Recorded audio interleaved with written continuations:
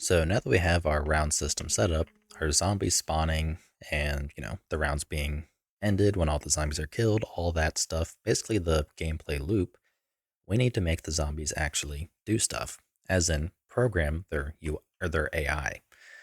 So to begin, the first thing we're going to do, because we are going to be utilizing the state tree, is go to plugins, search for state tree, and we have the gameplay state tree. So let's go ahead and enable it. And I'm not too worried about restarting just yet. And once we've done that, we need a AI controller. So if we head over to our SKG zombies, go to core, we don't really have a folder for controller, we just have one for player. So we want to start working on a new AI folder. And this one will be dedicated to the zombies AI. So let's make a blueprint class, subclass from the AI controller, and name it BP underscore zombie AI controller. We can open this one up, go to the event graph, and also go to our pawns, go to the zombie pawn, and we want to change the controller that this will use. So let's find something regarding controller. Better yet, search for controller. And we have AI controller class. Let's change it to BP underscore zombie AI controller. So we now have our AI controller. And if we search for, actually we do, I think need to restart now because of the state tree thing. Let's go ahead, close down the editor, recompile, and relaunch. Okay, once we are back in the project, let's go back to our controller. And it has been quite a while since I've used state tree, and I'm not too familiar with it, but let's go ahead and search for state tree. And we have a state tree AI component. So in here, we can make a state tree and basically just have it, well, trigger the various logic that we need. And that'll kind of take care of moving the zombies around. Now, the other thing is we also have the basically add components. So if I search for add component by class and we add a state tree AI component, inside of here, let's just add it as a variable.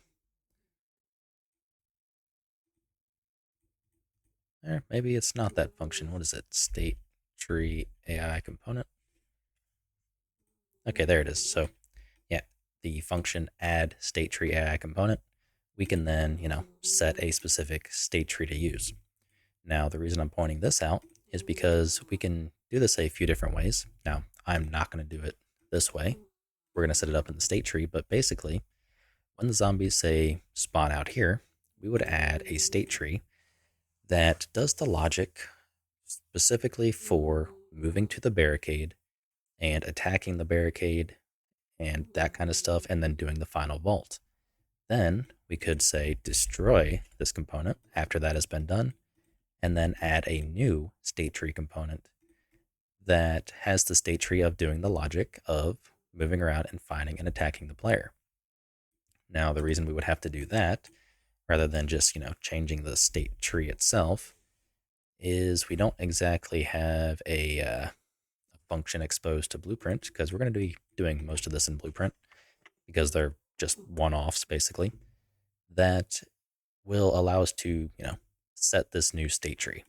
So that is something we can implement by subclassing this, but, it is what it is.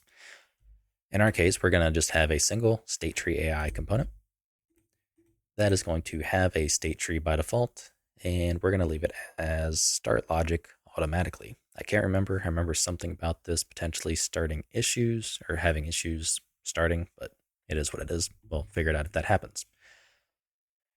So with that said, the way we're going to work it is let's go ahead and just make a simple state tree. So let's go to AI, state tree, and we're going to use the state tree AI component schema. So let's name it state tree. So st underscore zombie AI. So with what I said about adding the component, so, attacking the barricade first, then swapping to attack players, we would have something kind of like this. So we have our root, and then we would have our go to barricade, logic here. And then we would have another that is not a child of it. That would be, say, find and attack player.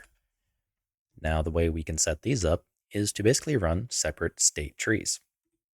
So if I click go to barricade, we can change this to a linked asset and provide a dedicated state tree that is used for going to the barricade and breaking it down and vaulting and all that. So once it has finished vaulting, so let's pretend that this is that state tree, we would do a tree succeeded transition, meaning that, okay, we are ready to go, and this go to barricade would then be satisfied. So then, once go to barricade has been satisfied, so let's pretend we're back in this main one here, we would end up with a on state completed. We would want to go to find and attack player. So it's going to go from here to find and attack player. And that's kind of it. So it's going to be two very simple setups that are running completely independent from each other. And we just choose how we want to transition basically from one to the other. So with that said, I'm going to go ahead and end the video. Yeah, can't speak. The video here. And we're going to start working on specifically the find and attack player. So I will see you in the next video. If you like what I'm doing and you want to help support me, you can find a link to my Patreon in the description below, where you can also get early access to this entire series.